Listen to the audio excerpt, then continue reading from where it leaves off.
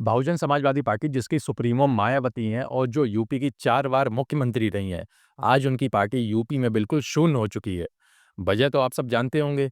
Bahujan Samaj party ने 2017 के बाद से जो भारतीय जनता पार्टी की बी टीम बनकर काम किया है, उसकी वजह से आज यूपी में बहुजन समाजवादी पार्टी बिल्कुल शून्य हो चुकी है।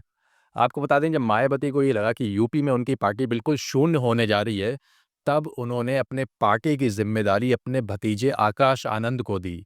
क्योंकि मायावती किन्हीं राजनीतिक परिस्थितियों की वजह से पूर्ण रूप से भारतीय जनता पार्टी के खिलाफ सक्रिय नहीं हो पा रही थीं, जिसकी वजह से उन्होंने अपने पार्टी की ज़िम्मेदारी यानी बहुजन समाज पार्टी की ज़िम्मेदारी अपने भतीजे आकाश आनंद को दे दी।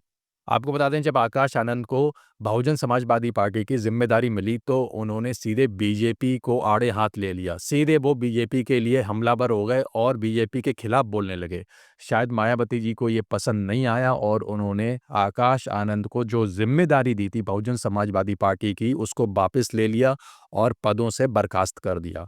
आपको बता दें, समाजवादी पार्टी के कार्यकर्ता बताते हैं कि आकाश आनंद 2024 के साथ-साथ 2027 का भी चुनाव अखिलेश यादव के साथ लड़ना चाहते थे और उनकी मांग को सुना नहीं गया था।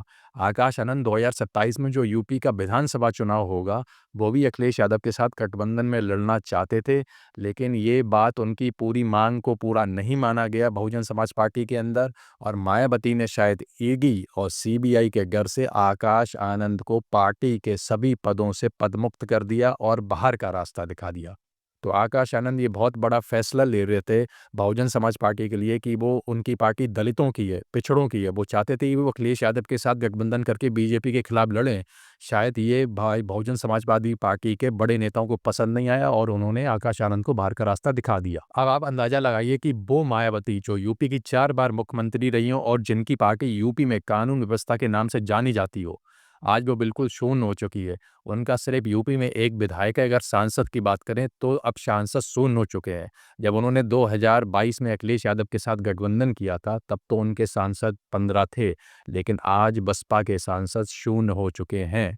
अब जब 2022 में जिम्मेदारी आकाश आनंद को दी गई थी लोकसभा और विधानसभा चुनाव की, तो आकाश आनंद ने भारतीय जनता पार्टी के खिलाफ बोलना शुरू कर दिया था, जिसकी वजह से मायावती ने उनसे वो जिम्मेदारी वापस ले ली थी। क्योंकि जो भारतीय जनता पार्टी के उच्च पद पर बैठे हुए लोग हैं, उनको पता था कि अगर आकाश आनंद ने बहुजन समाजवादी पार्टी यानी बसपा को उत्तर प्रदेश में फिर से सक्रिय कर दिया, तो ये भारतीय जनता पार्टी के लिए अच्छे संकेत नहीं होंगे।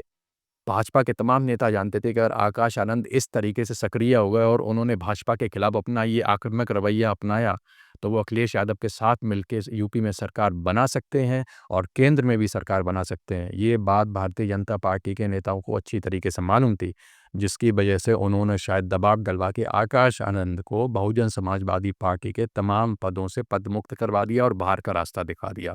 तो अब आकाश आनंद बिल्कुल बसपा से बिल्कुल भी फ्री हो चुके हैं और अब ये अंदाज़ा लगाया जा रहा है कि वो आने वाले समय में समाजवादी पार्टी के साथ आ सकते हैं और अखिलेश यादव के साथ 2027 का विधानसभा चुनाव लड़ सकते हैं।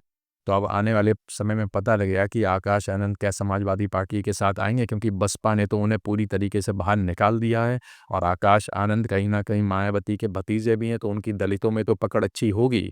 तो देखना होगा कि अखिलेश के साथ आके क्या वो यूपी के 2027 के चुनाव में कोई कमाल कर पाते हैं या नहीं कर पाते हैं।